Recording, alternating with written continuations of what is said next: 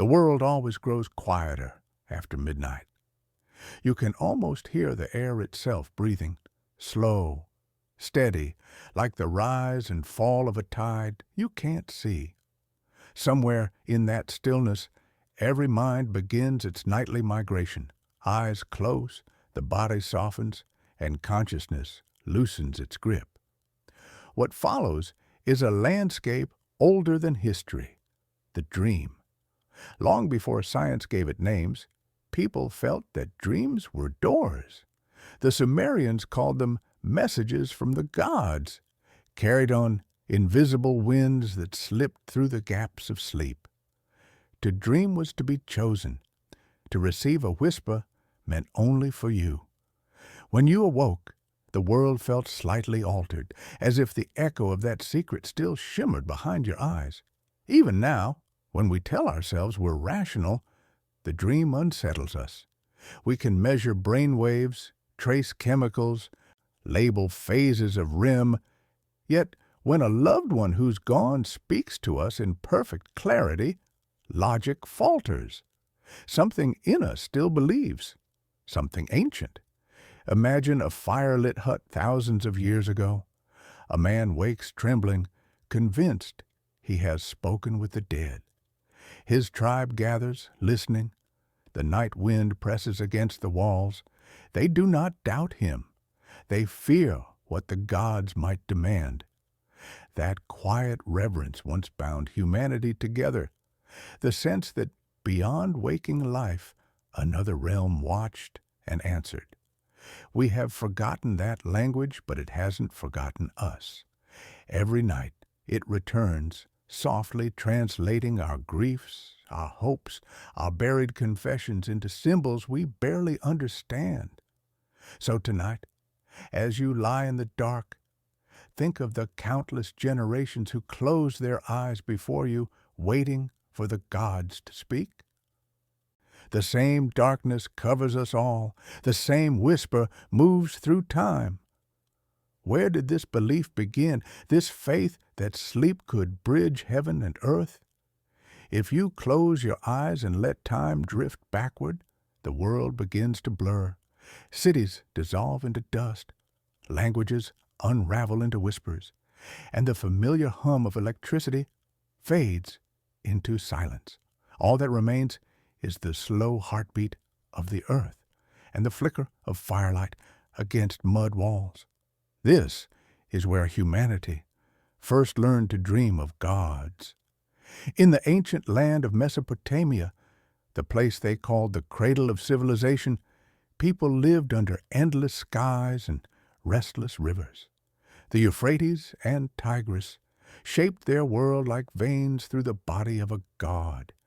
Between these rivers rose temples of baked clay, their steps ascending toward the heavens. Within those ziggurats, beneath the watch of stone-eyed idols, priests slept on sacred floors, waiting for messages from the divine. They called it incubation, the act of sleeping to receive prophecy. A man or woman would purify themselves with water, fast for days, and enter the temple to rest in the company of statues. They believed that, through dreams, the gods would speak directly to those who had prepared their souls. When morning came, the dreamer would rise trembling, recounting fragments of visions, a burning chariot, a serpent of light, a city swallowed by sand, and the priests would interpret their meaning. One of the oldest dream records known to humankind comes from these very lands. Etched into clay tablets in the cuneiform script are fragments of stories where dreams decide the fate of kings. The great epic of Gilgamesh speaks of a hero who dreams of a meteor crashing from the sky, a sign of friendship and destiny. To those early people, this was not imagination, it was revelation. Each dream carried weight. It could foretell victory in war or warn of divine wrath.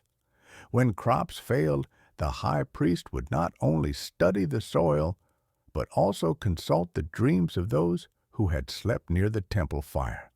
They believed that beyond the veil of human thought was a sacred language, a divine code, through which gods sent warnings and comfort alike. In their eyes, dreams were the first holy texts, written not in ink, but in the shifting light behind closed eyes. And yet, these ancient dreamers were not naive. They knew that the dream could be both blessing and curse. There were true dreams sent by benevolent gods, and false dreams whispered by darker spirits. One tablet describes a priest begging the moon god Sin to protect him from deceptive visions, those that mock men with false brightness. Even then, humanity wrestled with the uncertainty of its own mind, how to tell truth from illusion, divine voice from inner echo. Still, despite fear, they kept dreaming. They built chambers called maklu, where incense curled like mist and chants filled the air.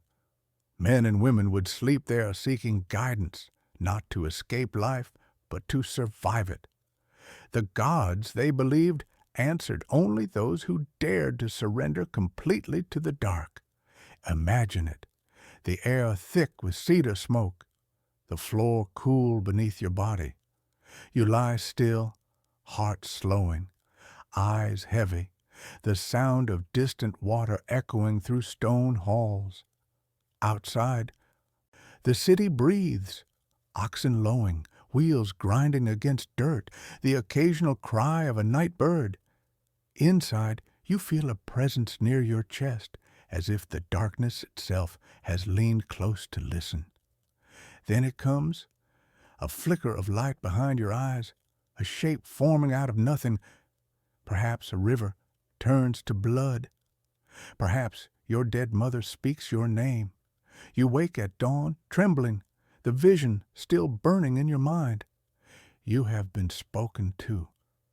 For these first dreamers, reality was not divided into the material and spiritual as we divide it now. To them, the world was one continuum, the waking and sleeping merely two shores of the same river. When they dreamed, they crossed to the other side, where gods walked and ancestors waited. Death itself was seen as the longest dream of all. Historians can analyze this now, labeling it superstition or early psychology. But if you listen closely to the stories carved into stone, there's something more. There's tenderness. These ancient people were not just afraid, they were yearning. They longed to believe they were seen by something larger than themselves.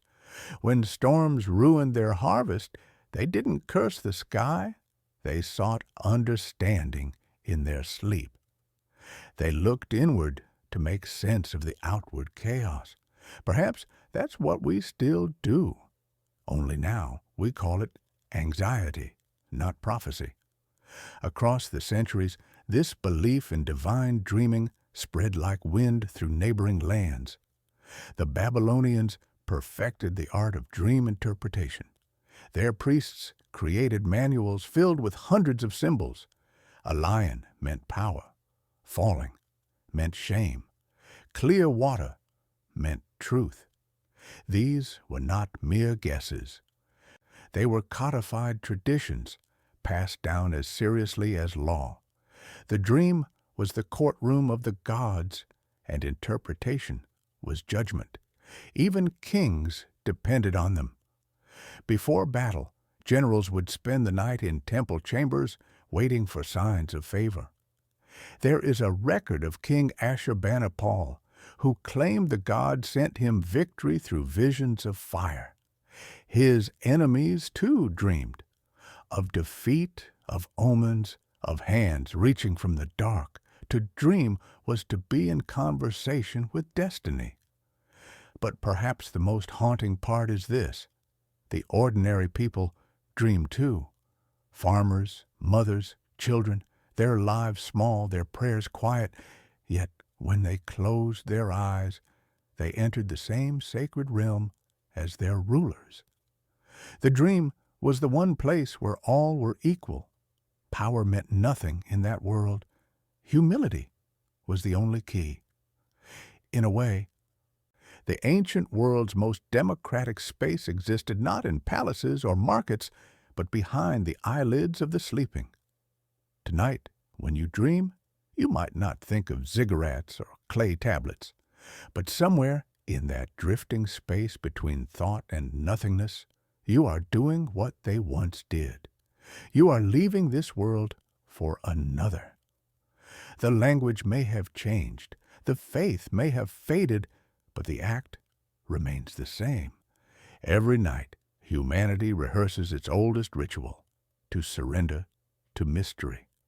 And as dawn comes, when you wake with a dream you can't quite remember, a strange image, a voice you didn't recognize, imagine a Sumerian priest doing the same 4,000 years ago, stepping into sunlight, wondering if he has just heard the will of a god, because perhaps, even now, you have.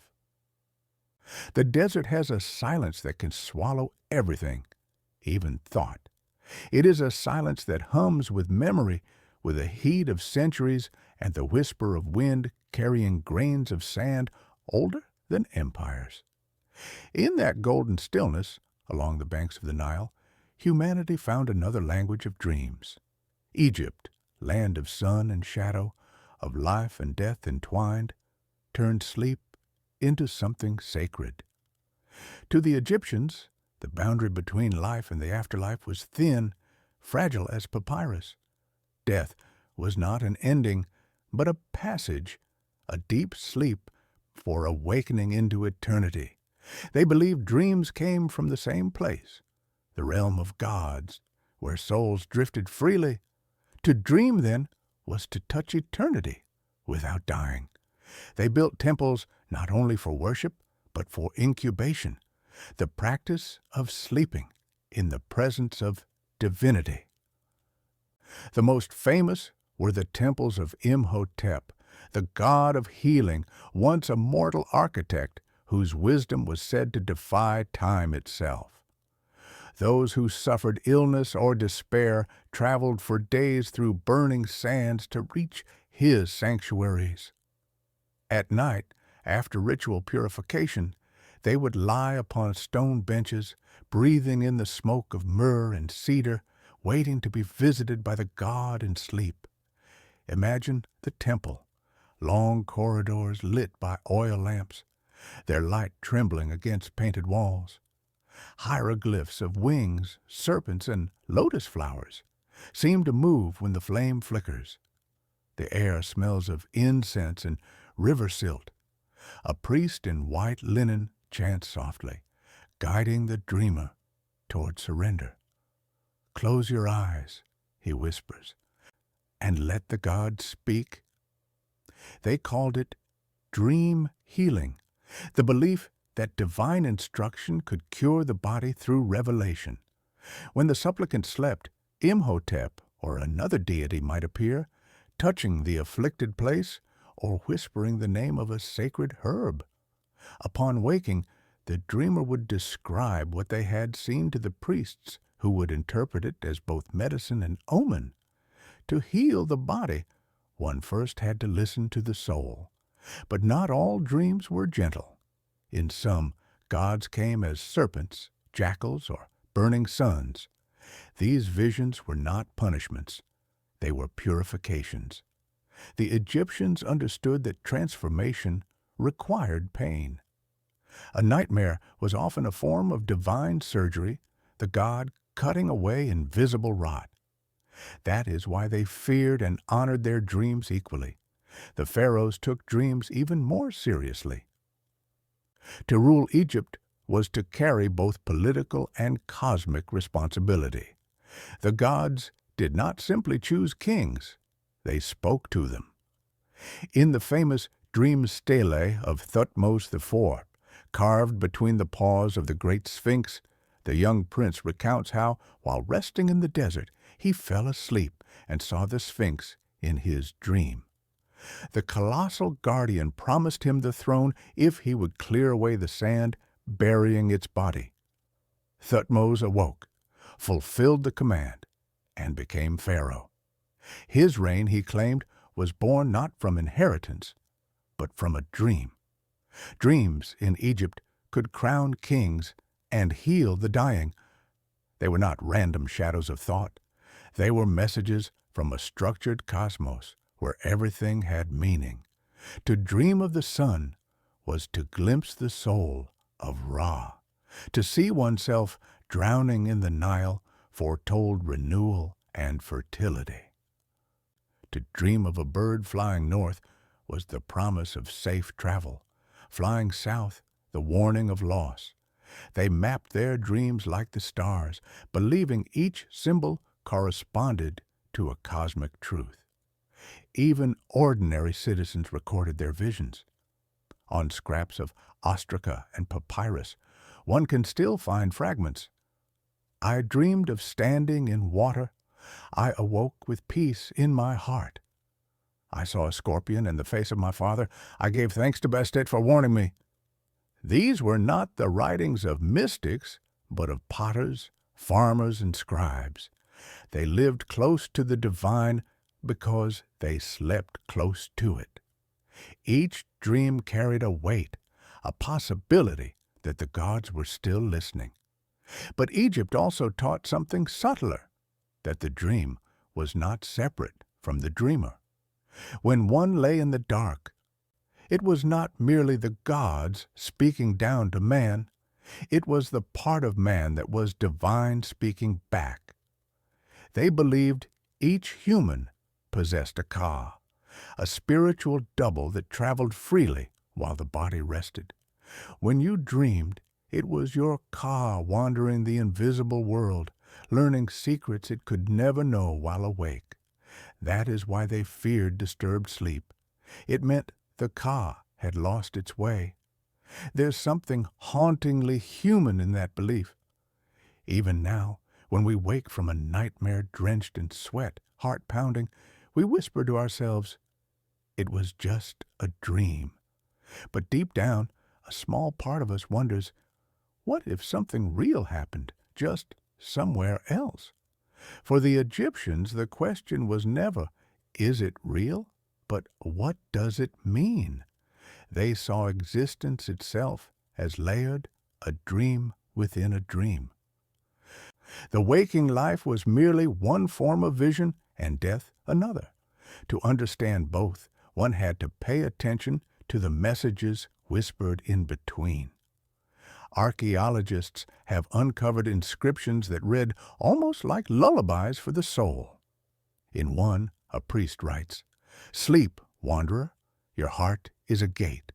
Open it, and Ra shall pass through you."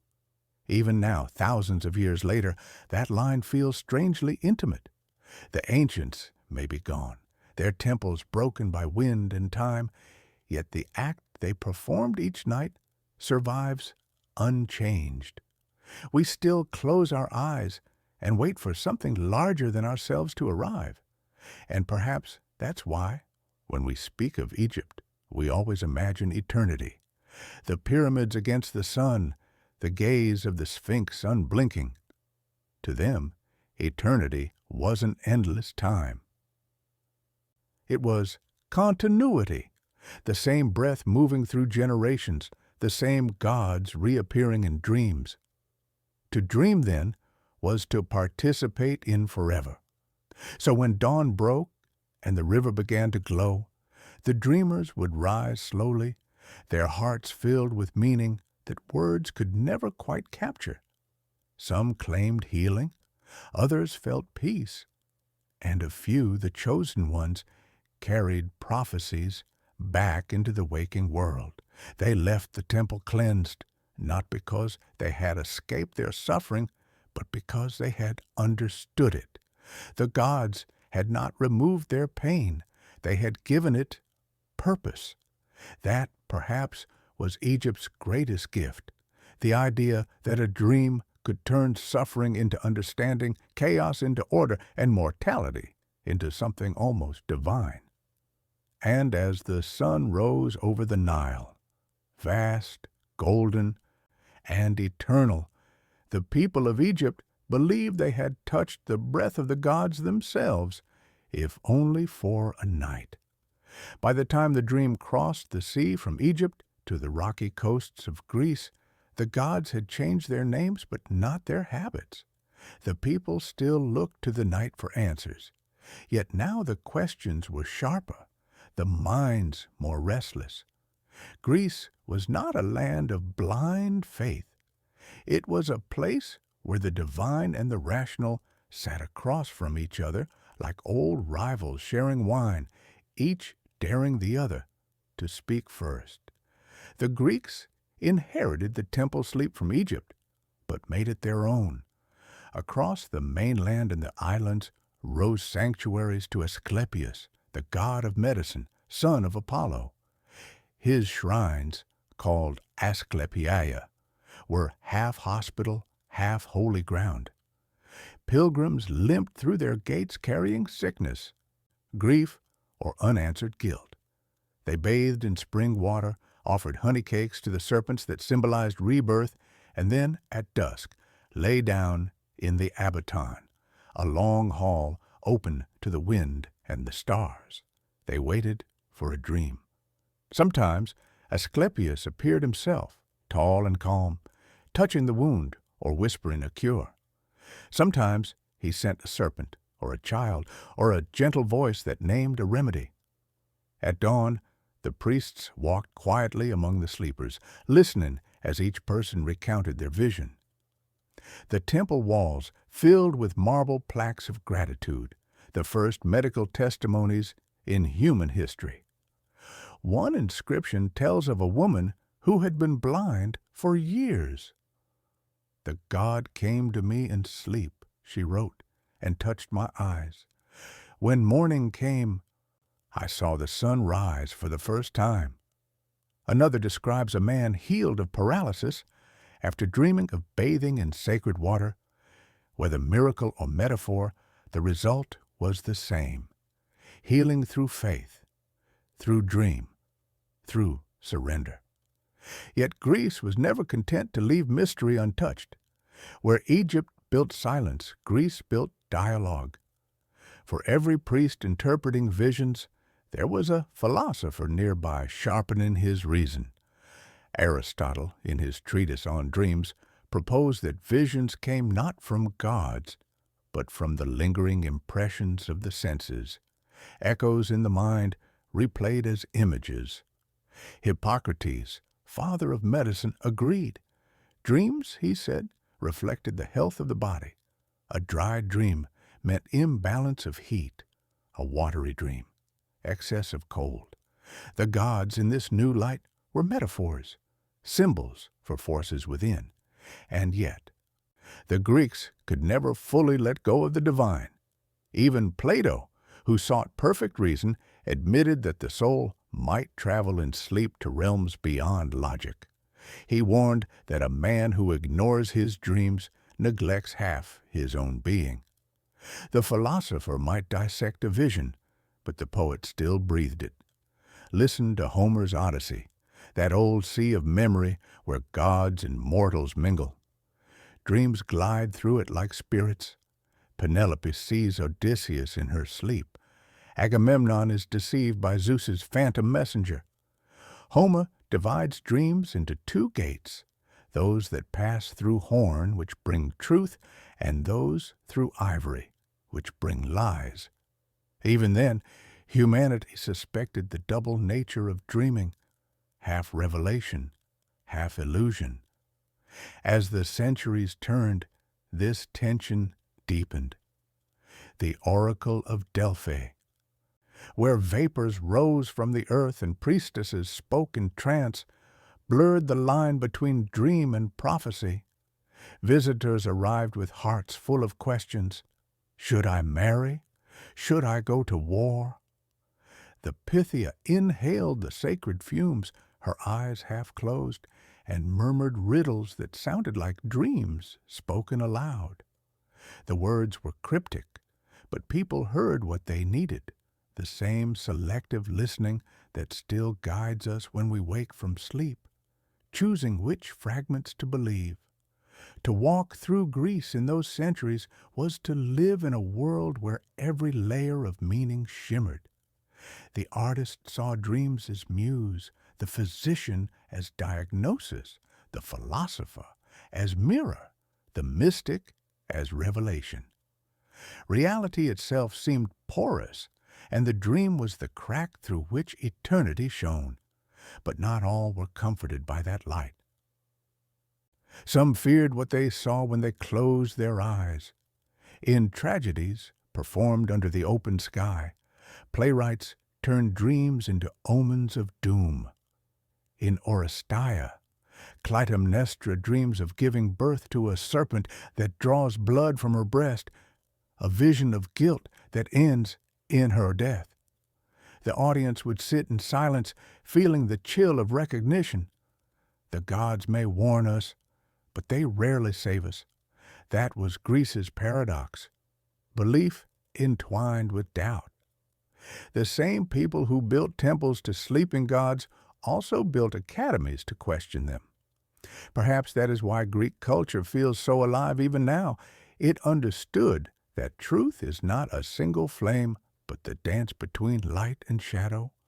At night, beneath the marble sky, families still told one another their dreams. A soldier dreamt of broken shields before battle. A mother dreamt of her son lost at sea. They listened, nodded, poured libations, prayed. Then in the morning, they went to market, discussed politics, debated philosophy, as if the world of dreams and the world of reason were two intertwined threads of one tapestry. Over time, the scholars of Alexandria began cataloging dream stories, blending Babylonian omen lists with Greek thought. They created the first real dream dictionaries, linking symbol to outcome. If you dream of teeth falling, expect the death of kin. If you dream of flying, success approaches. These formulas echoed across generations. The same superstitions still whispered today. A dream of falling, we say, means fear. A dream of water, emotion. We are their descendants, still decoding the same riddles with modern words. But perhaps the most profound shift came with Socrates. On the night before his execution, he told his friends that he dreamed of a woman in white, urging him to compose music. He smiled as he recounted it. To Socrates, the dream was not terror, but affirmation, proof that even facing death, the inner voice remained calm, divine, trustworthy. The gods, he said, had spoken gently one last time, and so Greece handed the world a new gift, the idea that the dream is both divine and human, a conversation between heaven and the self. It is not merely sent from above, nor born entirely within. It exists in the space between, a bridge, fragile yet eternal. When we speak today of interpreting dreams, we are using their language. When a therapist asks what your subconscious might be telling you, when a writer waits for inspiration, when a scientist puzzles over patterns in sleep, all echo the Greek search for meaning between chaos and order. Close your eyes for a moment and imagine standing on a white stone terrace overlooking the Aegean. The air smells of salt and thyme. The sea shimmers like liquid glass. Somewhere a lyre is playing, and a philosopher is arguing that the gods are metaphors, while the poet beside him laughs, saying, "Perhaps, but metaphors that breathe." You realize both are right. The dream has always been our greatest metaphor for longing, for fear, for the unreachable perfection we call the divine. Greece did not destroy the gods of dreams. It refined them, translated them into thought, and in doing so, it preserved their echo forever. So when the night comes and logic softens into rhythm, remember the Greeks, the skeptics and believers both, who lay beneath the same stars and wondered, as we do, whether the mind creates the gods or the gods create the mind. Either way, the dialogue continues, and as the sea wind sighs through broken columns, you can almost hear it, that timeless conversation between reason and reverence, still flowing through every dream we have. The ancient world faded slowly, but the language of dreams endured. When temples crumbled and gods lost their names, the night kept speaking. It found new voices in the deserts of the Near East, prophets and wanderers who listened to the wind and called it divine. In their stories, dreams were no longer distant messages from countless gods. They became intimate letters from one. The age of polytheism dissolved into something more personal. One God, one voice, one trembling dreamer. The Hebrew scriptures open like a doorway into this transformation. In the book of Genesis, a young man named Joseph closes his eyes and sees his destiny unfold in symbols, sheaves of wheat bowing, stars kneeling before him. His brothers mock him, yet years later, when famine strikes Egypt, that dream becomes prophecy.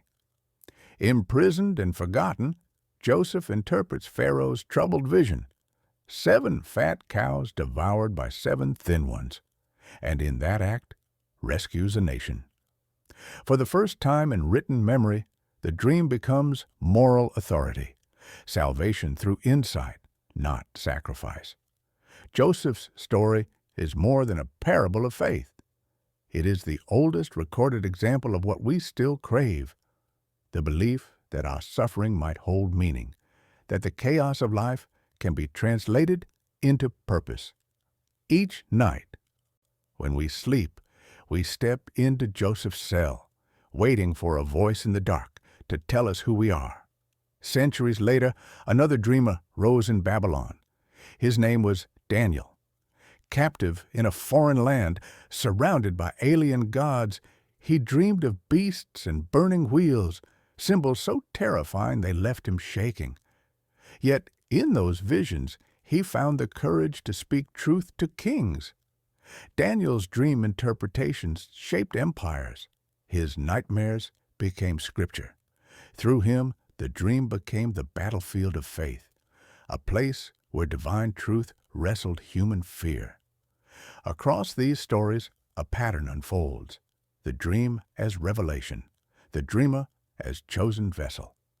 These were not the serene, symmetrical visions of Greece or Egypt. They were raw, urgent, emotional, the voice of a God who demanded not curiosity, but obedience. Where the philosophers asked why, the prophets asked what now. Their dreams did not heal. They warned, they judged. Yet even within that severity, there was tenderness. When Jacob slept beneath the open sky with a stone for a pillow, he saw a ladder stretching from earth to heaven, angels ascending and descending. When he awoke, he whispered, "Surely the Lord is in this place, and I knew it not." That line carries the ache of realization that divinity hides not in temples, but in the quiet of our own surrender. As centuries passed, dream prophecy spread across the lands touched by Abraham's children. In Arabia, early poets claimed to receive verses in sleep, words carried by angels. In Christianity, Joseph, husband of Mary, dreamed of an angel commanding him to flee with the child to Egypt. In the Gospel of Matthew, even Pilate's wife dreams of Jesus' innocence and warns her husband not to condemn him. The language of dreams became the script of moral destiny, but with revelation came risk. The line between prophecy and delusion thinned. Some dreams inspired scripture, others heresy. The same vision that made one man a saint could make another a madman. The medieval theologians wrestled with this uncertainty. St. Augustine warned that while God could speak through dreams, so could the devil. Discernment became the new challenge, the soul as courtroom, the dream as witness, the dreamer as both accused and accuser. Still, ordinary believers clung to their visions. In villages across the ancient Near East, mothers prayed for dreams of their dead children, soldiers for dreams of victory, farmers for signs of rain. To dream was to remain connected to heaven, to believe that God still visited the humble, not just the holy. Imagine a small stone house somewhere in Judea. A man wakes before dawn, trembling. He has dreamed of a bright river and a voice saying, "Go home." His wife listens, nods, and they begin to pack. There is no priest to interpret, no philosopher to question, yet both believe. Faith here is quiet, unscientific, and profoundly human. The simple trust that meaning still speaks to us in darkness. These prophetic dreams also reshaped how humanity understood the mind itself. The ancients had seen dreams as gateways to external gods. The Hebrews and early Christians began to treat them as mirrors, reflections of the soul's state before the divine. To dream of light was to be close to grace, to dream of storms, to feel the distance of sin. It was not merely communication, it was confession. That idea still lingers. Even today, when someone tells you they dreamed of water or falling or endless corridors, what they're really revealing is emotion, guilt, longing, fear. The prophets taught us that dreams are not just messages from beyond. They are the echo of our conscience. In later centuries, Islamic scholars like Ibn Sirin collected thousands of dream accounts, turning them into vast manuals of interpretation. A just ruler who dreamed of fruit would receive blessing. A tyrant who dreamed of blood would face divine wrath. The art of deciphering symbols became a spiritual science. Across faiths, sleep became a testing ground, a place where the heart spoke freely, stripped of worldly masks. But even divine dreams carried shadow. The same voice that comforted could also command unbearable acts. Abraham, the patriarch of nations, was told in a dream to sacrifice his son. That image has haunted civilization ever since, not just as a story of obedience, but as a question that echoes through all belief. What if the voice we hear in the dark asks too much? The prophets lived within that tension. They did not dream for peace, but for truth. And truth is rarely gentle. They woke shaken, weeping, transformed. Their dreams burned through illusion, demanding faith in exchange for understanding. Through them, humanity learned that the divine is not always kind, but it is always near. Even now, in the modern age of screens and schedules, the prophetic tone survives. We still search for meaning in the images our minds produce. We call them coincidences, gut feelings, intuition, softer names for the same ancient experience. When a dream urges you to call someone, to change direction, to face something you've long avoided, it may feel personal. But somewhere deep inside that instinct lies a whisper older than time, the dream as commandment. The prophets of sleep taught us that the sacred doesn't shout. It speaks in riddles, in metaphors, in the flicker between breath and heartbeat. To hear it, one must listen with the same humility as those who once lay beneath desert stars, waiting for the sky to answer. And maybe it still does, because when you wake from a dream that feels heavier than fiction, that lingers like perfume long after morning, remember? The prophet said that was how God spoke, not in thunder, but in silence. The Middle Ages were not silent. They hummed with hymns, bells, and whispered prayers. But beneath the sound of devotion was another noise, quieter, darker, the restless turning of dreamers afraid of their own minds. By the time Rome's marble had crumbled into dust and cathedrals rose in its place, the dream had changed shape again. What once was divine conversation had become suspect. In the dim candlelight of monasteries, monks confessed not only their sins, but their visions. Sleep itself was no longer innocent. For centuries, theologians debated what a dream truly was. St. Jerome called it the theater of demons. St. Augustine warned that temptation often began behind closed eyes. In a world obsessed with salvation, even imagination could be dangerous. The line between prophecy and possession blurred. If a man claimed to hear a voice in his sleep, was it the whisper of God or the hiss of the devil? And yet, the visions kept coming. There are old records written in trembling Latin script describing monks who woke screaming in the night. They saw burning cities, weeping angels, or faces of those long dead. Some believed they were being tested. Others feared damnation. They punished themselves with fasting, sleepless vigils, and prayer. The body became the battleground where the soul and the shadow wrestled for control. The medieval world was one of opposites: salvation and sin, heaven and hell, faith and fear. People saw meaning in every flicker of candlelight, every strange dream that refused to fade by morning, and no one, not even kings, was immune. In the chronicles of the 12th century, King Henry I is said to have dreamed of drowning in a river of fire the night before his death. Queen Margaret of Scotland dreamed of the Virgin Mary's sorrow and spent her final hours weeping in prayer. To dream was to be haunted, sometimes by God's mercy, sometimes by his warning. But the Church's growing authority tightened its grip on how such visions were understood.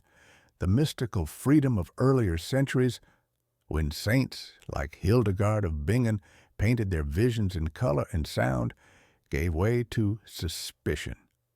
If you dreamed vividly, you might be touched by grace or marked for trial. Hildegard herself walked that thin line.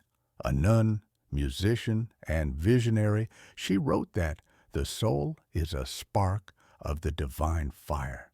Her dreams came as blinding lights and voices commanding her to write. She feared madness, but obeyed. Her illuminated manuscripts, filled with spirals of fire, eyes within eyes, survive as proof that not all faith was afraid. Yet even she was cautious. She confessed that to dream without humility was to invite pride, and pride in the Church's eyes was the devil's first sin. Elsewhere, fear hardened into ritual. Exorcists began to treat nightmares as possession. They named them incubi and succubi. Demons said to visit sleepers in the night, feeding on breath, on purity, on fear. In darkened villages, people placed iron scissors beneath pillows to ward off spirits. Mothers whispered prayers over their children's cradles. Let no shadow press upon their chest.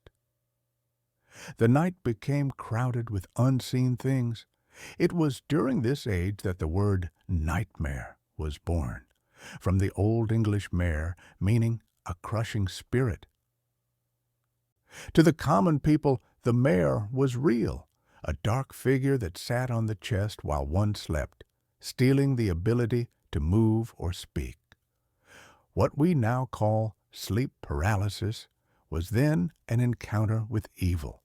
The dream was no longer bridge but burden, a visitation to be endured. In monasteries, Dream journals were kept under lock and key. Some were burned, others survive. Collections of strange, fragile confessions. One monk writes, "In the night I saw Christ upon the water, and his face turned away from me. I woke in terror and wept until dawn." Another notes, "The devil came to me with the voice of my Father. He said my prayers were empty." We read these centuries later, and they feel heartbreakingly human. These men were not mad. They were afraid of what their own hearts revealed. In their silence, we can still feel the trembling. The medieval mind did not separate psychology from theology. If you dreamed of lust, it meant sin within you. If you dreamed of falling, it meant pride soon to be punished.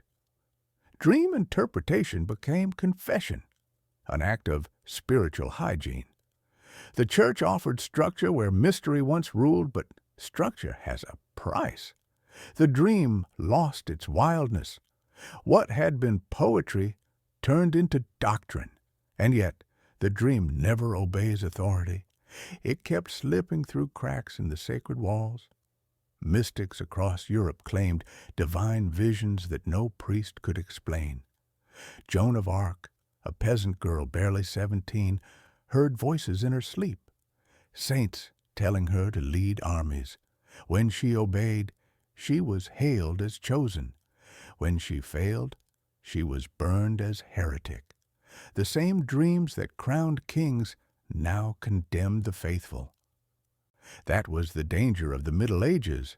Revelation and ruin wore the same face. Still, amidst all that fear, the dream continued to comfort the desperate.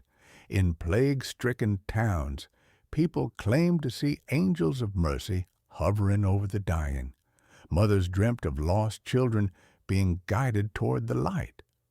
For the powerless, these visions were proof that heaven had not abandoned them.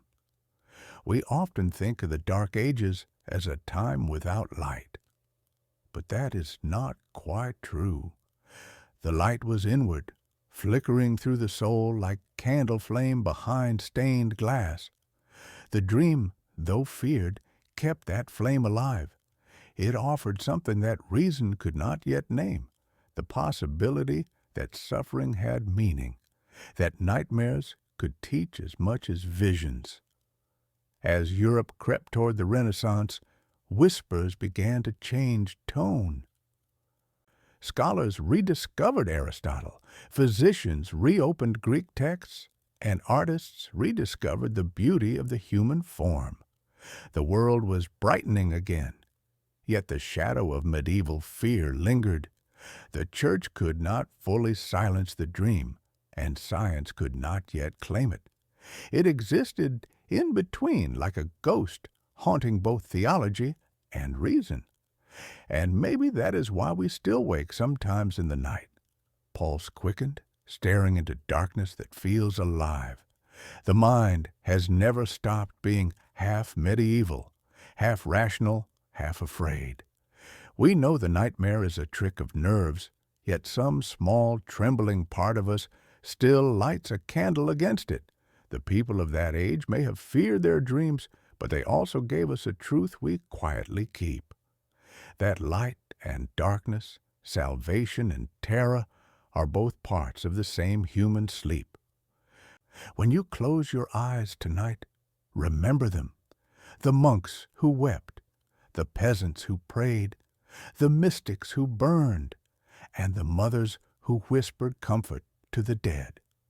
Their fear built the shadows that still follow us into our own beds. And perhaps, in their own haunted way, they were right. Because the dream is not always gentle. It mirrors everything we hide. And sometimes it shows us that even in the deepest faith, the truest darkness lies not in hell, but within the human mind itself. Dawn returned to Europe slowly, like light creeping across a ruined city. For centuries, sleep had been a battlefield of angels and demons. Now it became a question mark. The Renaissance opened its eyes. Painters studied the body with reverence. Physicians dissected the mysteries of flesh. And thinkers began to ask whether the divine voice that spoke in sleep might, after all, be the whisper of the mind itself. In Florence, Venice, and Paris, notebooks filled with drawings and midnight notes replaced parchment prayers. Leonardo da Vinci wrote of how dreams could arise from the humors of the body, yet he confessed fascination at their realism. The soul, he wrote, sometimes leaves the body and sees more clearly. He was half scientist, half mystic, typical of an age that refused to choose between reason and wonder. Astronomers lifted their telescopes to the heavens, seeking the order of the stars. But another universe waited beneath their eyelids. Philosophers began to realize that if the cosmos obeyed laws, perhaps the human mind did too.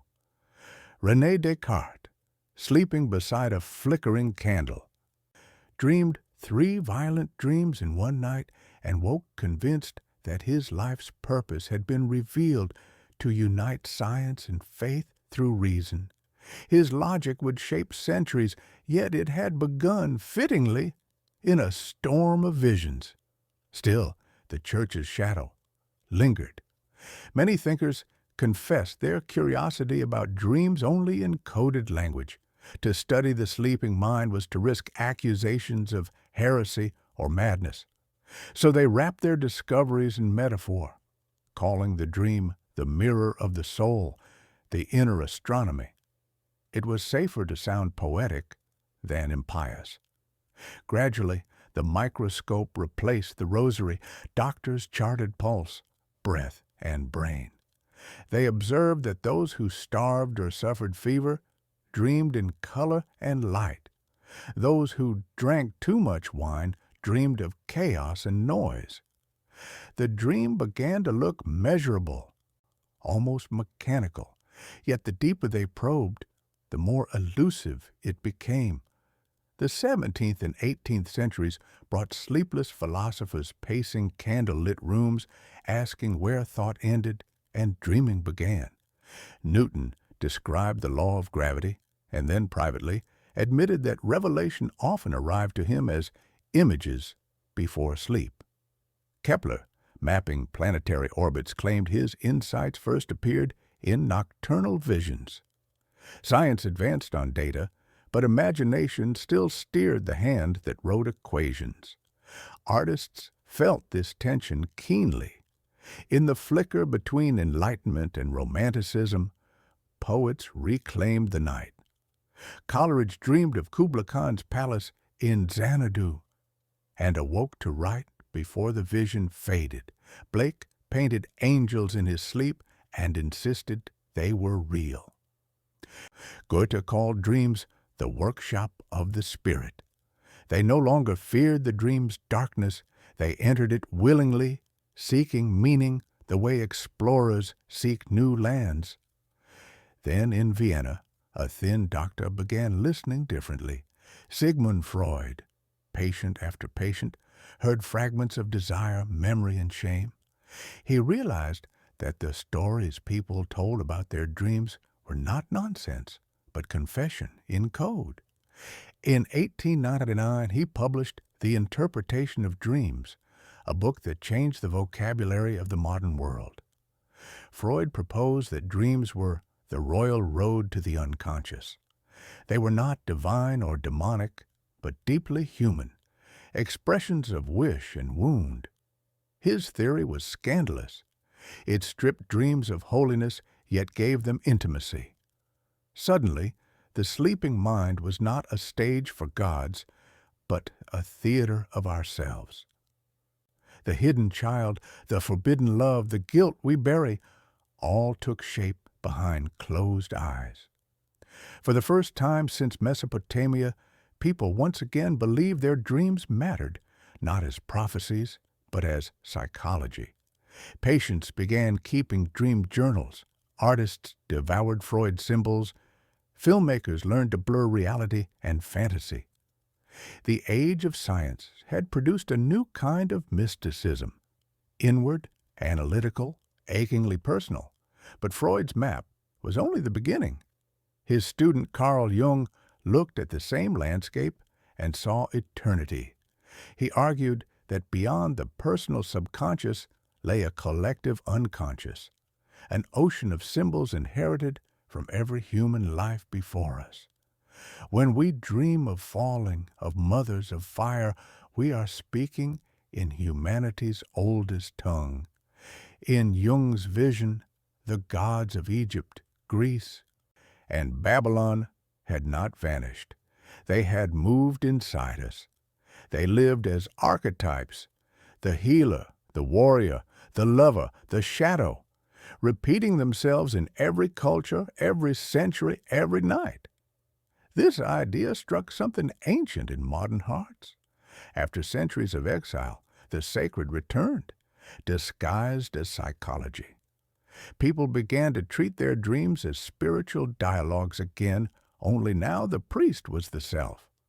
Jung's writings filled that silent gap between faith and science, reminding us that even if the gods were metaphors, metaphors can still save us. Meanwhile, technology kept watch.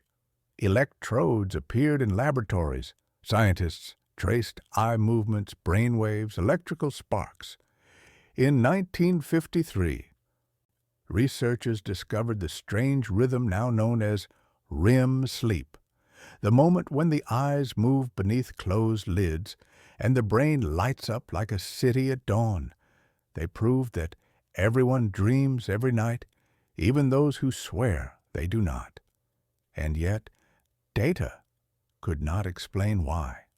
A century of machines later, we still don't know exactly what purpose the dream serves. Memory sorting? Emotional repair? A rehearsal for survival? Each theory circles back to mystery, as if the universe refuses to surrender its oldest secret. In this modern age, the language of dreams became the grammar of art. Surrealists like Dalí and Buñuel painted clocks melting in impossible sunlight, made films where logic collapsed and emotion ruled. "I do not paint dreams," Dalí said.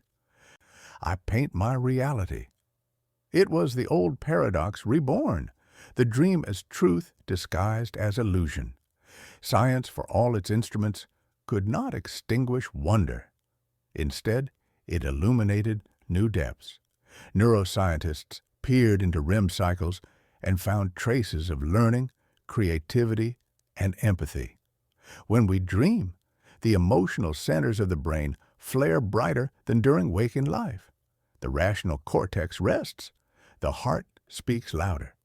In that sense, modern research accidentally confirmed what the ancients always believed, that in sleep, the soul speaks a different language.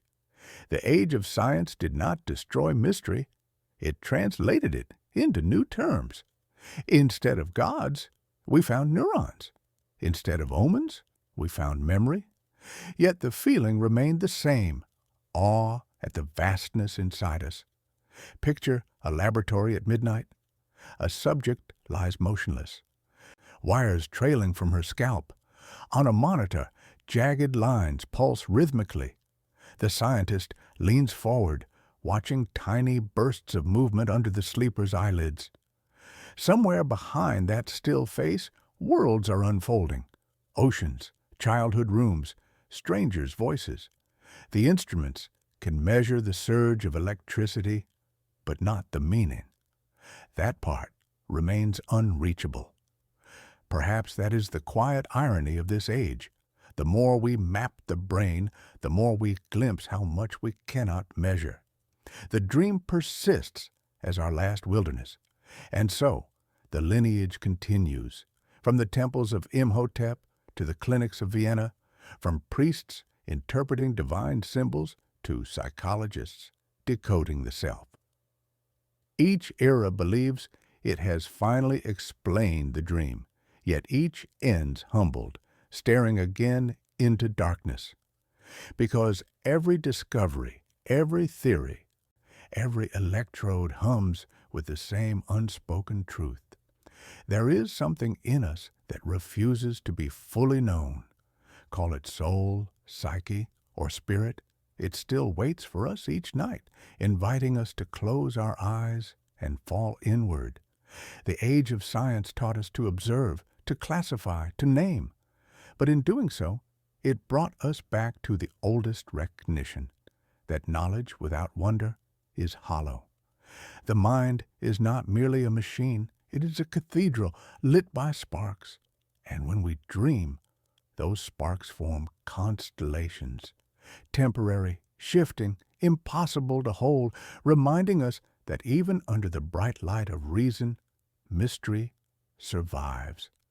By the middle of the 20th century, the dream no longer floated among stars or temples. It sat beneath fluorescent bulbs. Hospitals and universities built sleep laboratories with glass walls and humming machines. Men in white coats replaced priests in linen. The sacred became clinical. Electrodes pressed against temples, wires snaked across pillows, and the sleeping mind was recorded in lines of ink across a scrolling drum.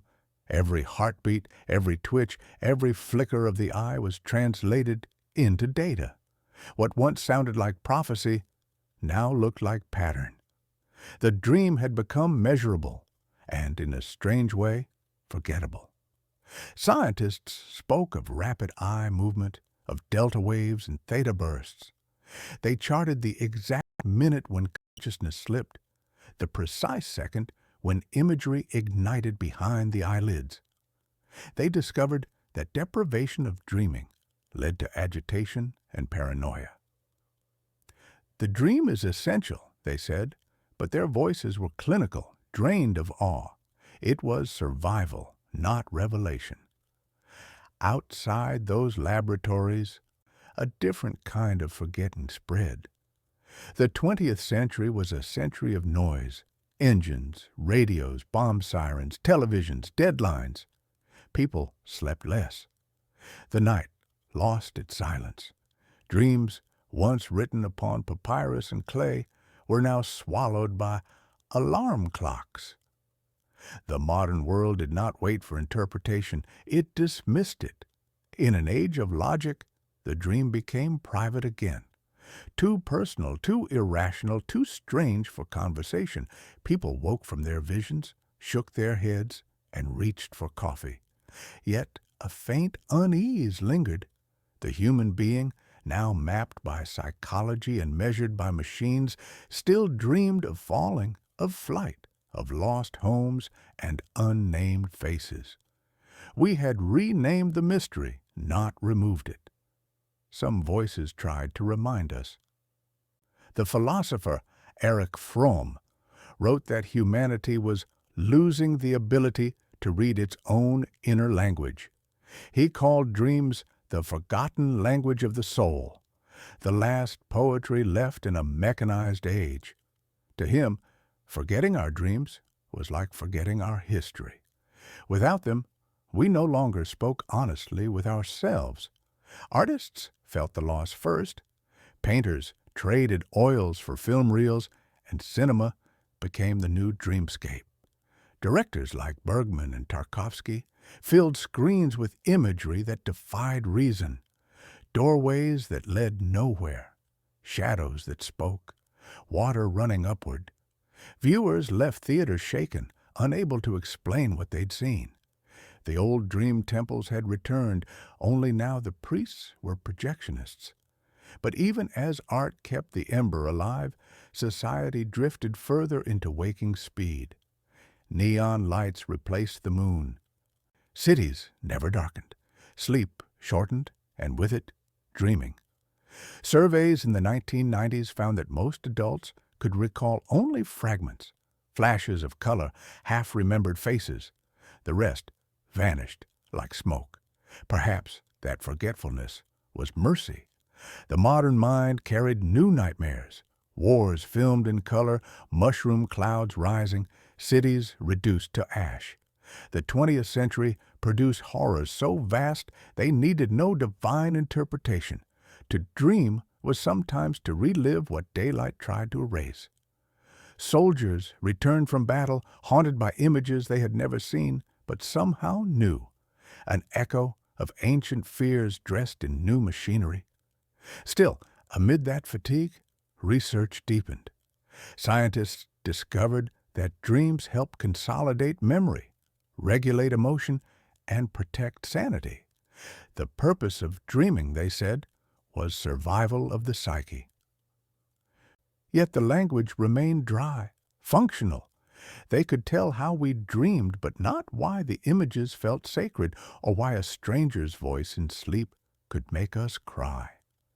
So humanity found itself split again, one half counting neurons, the other half aching for meaning. The laboratory and the chapel had traded costumes but kept the same argument. Reason called dreams biochemical debris. Faith called them messages we'd forgotten how to read. Between them, ordinary people lay awake at 3 a.m., staring into the blue glow of phones, scrolling through distractions, quietly aware that something important was slipping away. Sometimes, though, it returns. In rare moments, illness, heartbreak, loss. People dream vividly again. They wake with tears, feeling they have touched something real, though they cannot explain what. Neuroscience calls it emotional processing. The soul might call it remembrance. Imagine a nurse working the night shift in a city hospital. She falls asleep in a chair before dawn and dreams of standing beside a vast river. On the opposite bank, her late mother waves silently. When she wakes, she tells no one. Yet the rest of the day she feels different, steadier, gentler, as if a conversation has taken place in a language she half remembers. That is the quiet power of the forgotten tongue. It still speaks, even when we pretend not to hear. It hides beneath the noise of engines and advertisements, waiting for the brief moments when exhaustion silences thought. Then it rises, soft, insistent, ancient. Every culture once recorded its dreams at sunrise. Today, we erase them with daylight. We check our phones before our hearts. We have gained the world's information, but lost its intimacy. The cost of all that knowing may be the simplest wisdom of all, that not everything can be explained, and not every voice we hear in the dark is our own. But history moves in circles. As science grows colder, the hunger for mystery warms again. People turn to meditation, to lucid dreaming, to rituals that echo the old temples. Technology itself, once the enemy of sleep, now builds devices to track it, as if the machine wants to remember what it once helped us forget. Perhaps we are beginning to realize that the dream is not a relic of superstition, but an inheritance, a thread connecting us to the countless generations who lay beneath different skies and listened to the same silence. The words have changed, but the message endures. Something within us longs to speak without the barrier of language. When you close your eyes tonight, the world will continue its restless motion. Cars, lights, headlines. Yet inside your skull, the oldest theater will open again. The actors will be memory and desire, grief and hope. And if you listen carefully, between the noise of modern life and the pulse of your own blood, you might still hear the echo of that first conversation, the one humanity began long before history, when the gods still spoke in sleep. Because the language of dreams is never truly lost. It only waits for us to fall quiet enough to hear it again. The 21st century dawned bright and sleepless. Screens lit every room, time zones dissolved, and night lost its power to hush. Yet in that relentless glow, the old hunger stirred again. We had spent 100 years mapping the brain. Now we longed to feel it. We had dissected mystery until it was dust, and still something inside whispered, there must be more. Across the world, people began to turn inward, not to priests or scientists, but to themselves.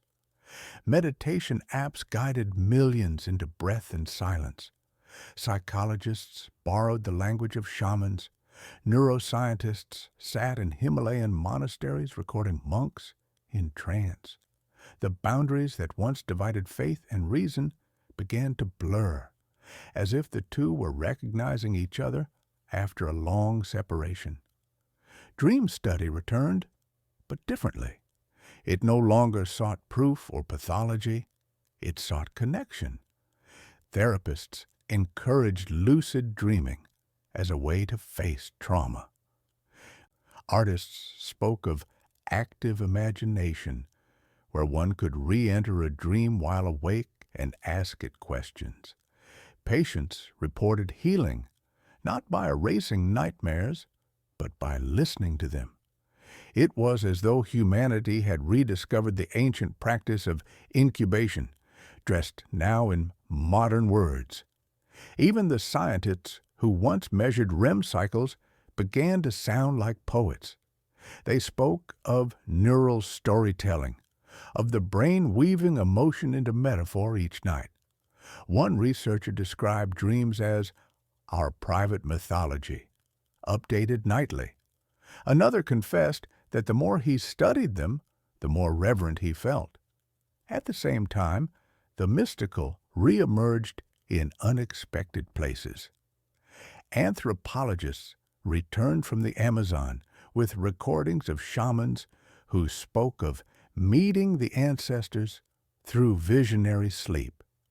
In Australia, Aboriginal elders reminded the world that their entire cosmology, the dream time, was not legend, but living geography. The land itself dreamed, and humans walked inside that dream. Psychiatry rediscovered Carl Jung's old notion of the collective unconscious, once dismissed as metaphor. Modern imaging hinted at deep networks in the brain that synchronized across individuals during storytelling, meditation, even shared emotion. Perhaps, one neurologist mused, the gods were neural patterns we all share, the universal stories our brains keep retelling. Science had come full circle, myth translated into biology, yet retaining its holiness. Meanwhile, ordinary dreamers began to write again. Social media filled with communities sharing nocturnal visions, analyzing symbols the way villagers once gathered around temple fires. A woman in Tokyo described dreaming of oceans turning to glass. A farmer in Kansas answered that he'd dreamed the same image that night. Coincidence? Or something older, moving beneath the digital surface? For the first time in centuries, millions were comparing their inner worlds, discovering how alike they truly were. In this global chorus, the gods did not return as thunderbolts or burning bushes. They returned as metaphors made flesh, archetypes, emotions, recurring symbols that linked strangers across continents. The warrior appeared in veterans healing from battle, the mother in activists protecting the earth, the trickster in coders breaking systems to build new ones. Humanity, scattered and secular, had begun unconsciously to act out its own myth again, and in art, the transformation blazed openly. Filmmakers filled screens with dream worlds, Inception, Paprika, The Matrix, Everything Everywhere All at Once, stories where reality folds like paper and meaning hides within paradox. Viewers left theaters shaken, murmuring that the movies felt truer than life. That was the secret. The dream had re-entered the waking world disguised as entertainment. Even technology, that old rival of mystery, started to imitate the mind's poetry. Artificial intelligence learned to generate images from words, landscapes that never existed, faces of people who never were. Humanity had taught its machines to dream. We built algorithms to visualize imagination, and in doing so, glimpsed our reflection. Perhaps the gods never left. Perhaps we have simply become their architects. Yet, beneath the wonder lingers unease. If machines can dream, what becomes of the human soul? When data predicts our desires before we feel them, where does intuition hide? Some fear that by recreating imagination in silicon, we may forget the fragile miracle of having it in flesh. The danger of every age has always been the same, mistaking simulation for meaning.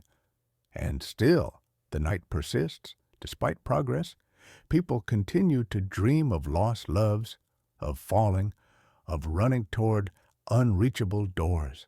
Soldiers from new wars wake trembling. Mothers see unborn children smiling.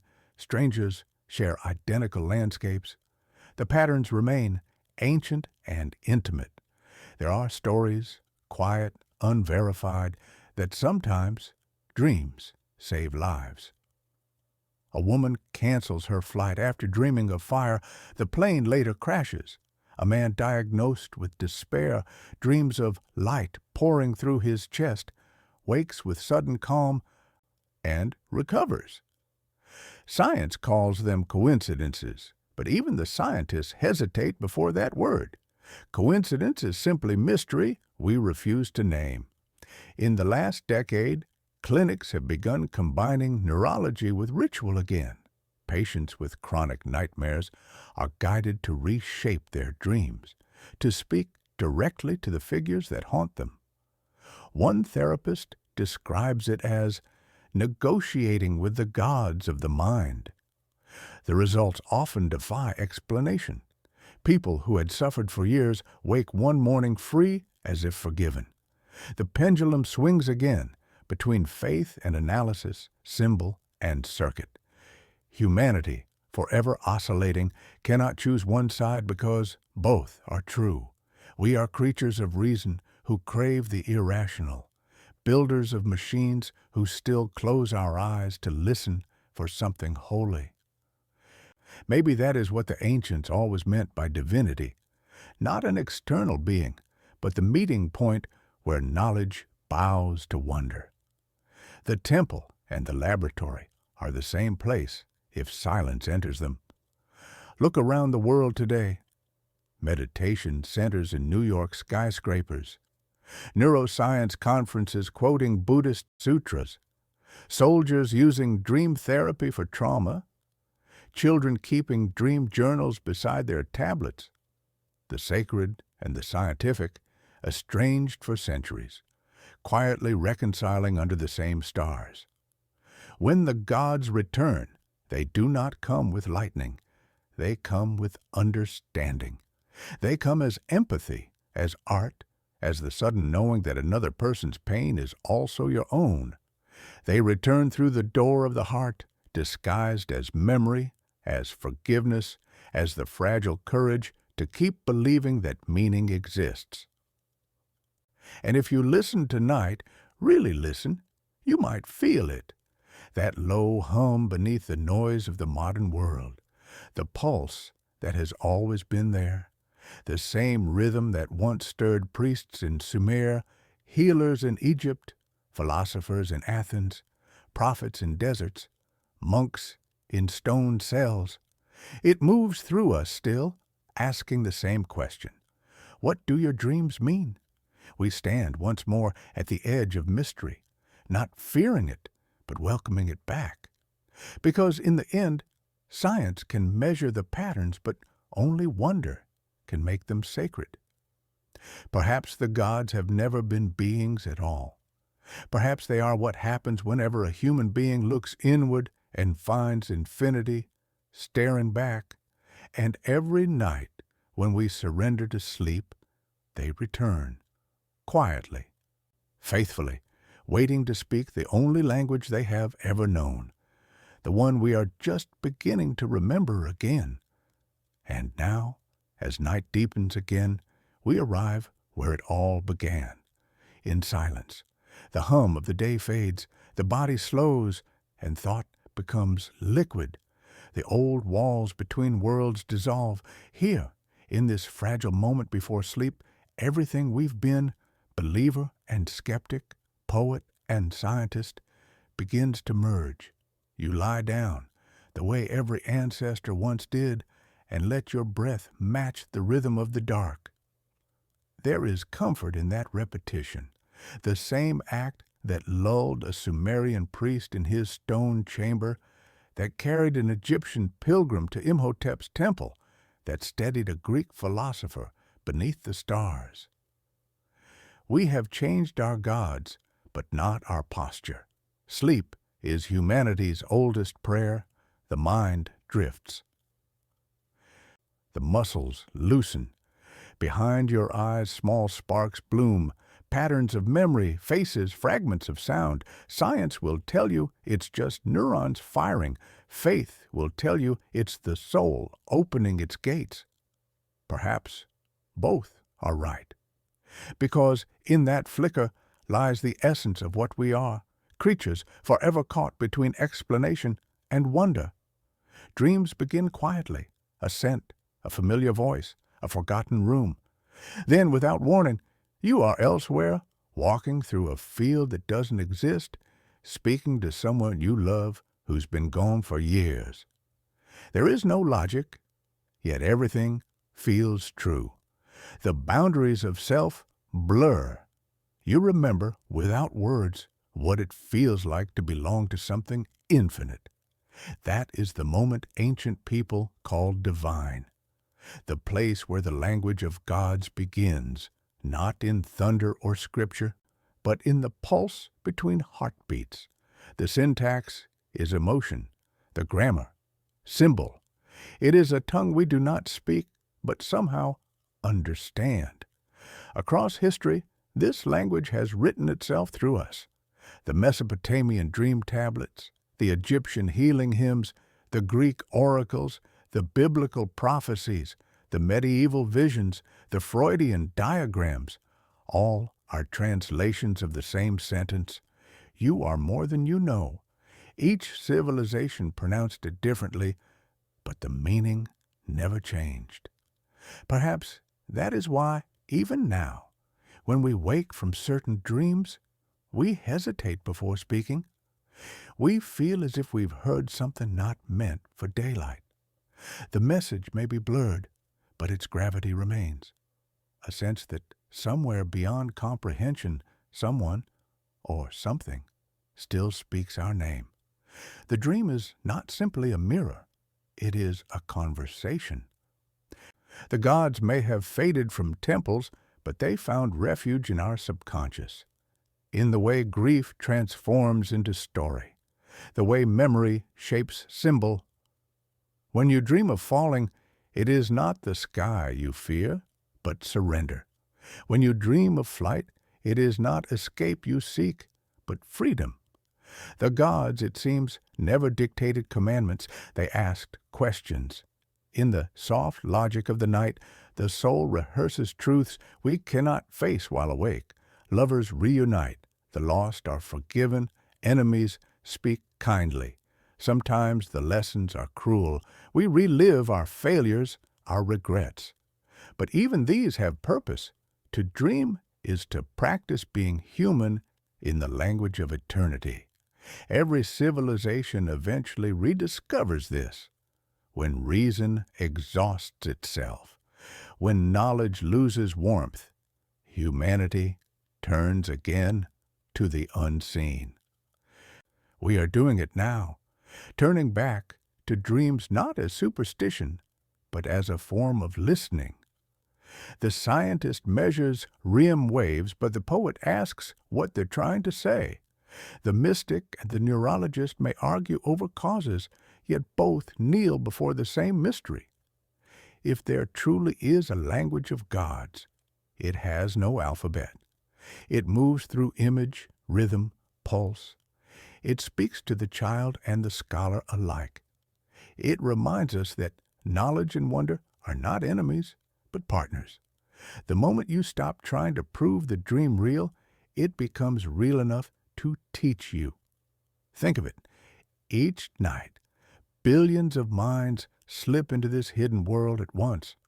The old Sumerian priest, the Egyptian healer, the medieval monk, the modern scientist, the child falling asleep beside her phone, all travelers on the same invisible road. The dream is the oldest form of unity we have. Long before nations or names, humanity met here, in the darkness, learning the same lesson, that beyond fear and language, something in us still listens for divinity. And maybe that's all the gods ever were, that listening. Not beings watching from above, but the attention we give to our own depths, the willingness to believe that meaning exists inside the chaos. When we stop listening, they vanish. When we dream again, they return. So tonight, as your breathing slows and the edges of the world blur, remember, you are continuing a conversation that began before history. The language has no words, but it knows you. It will speak in symbols you recognize without reason. A doorway, a river, a light that does not burn. It will remind you of what every culture, every faith, every thinker has tried to say in 1,000 ways, that you are seen, that you belong, that nothing is ever truly lost. Let the dream come. Don't chase it. Don't command it. Let it unfold like a tide returning to shore. Let it tell you, in its strange, perfect logic, what your waking mind has forgotten, that mystery is not the enemy of truth, but its soul. And when morning comes, when the light touches your eyes and the fragments begin to fade, don't mourn their vanishing. They have done their work.